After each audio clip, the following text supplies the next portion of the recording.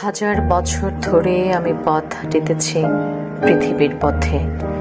সিংহল সমুদ্র থেকে নিশীথের অন্ধকারে মালয় সাগরে অনেক ঘুরেছি আমি।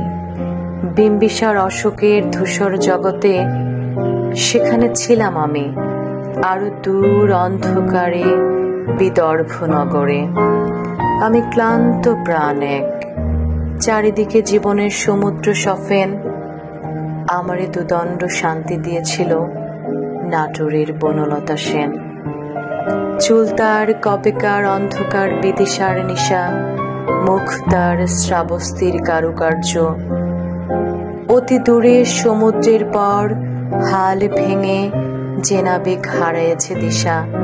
সবুজ ঘাসের দেশ যখন সে চোখে দেখে দারুচিনি দ্বীপের ভিতর, তেমনই দেখেছে তারে অন্ধকারে।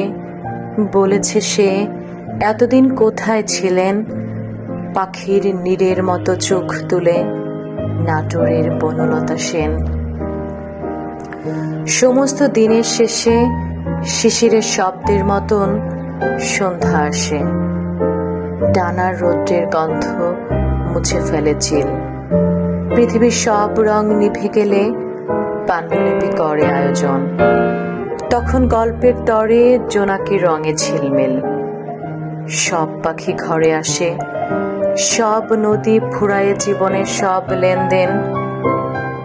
থাকে শুধু অন্ধকার, মুখোমুখি বসিবার বনলতা সেন।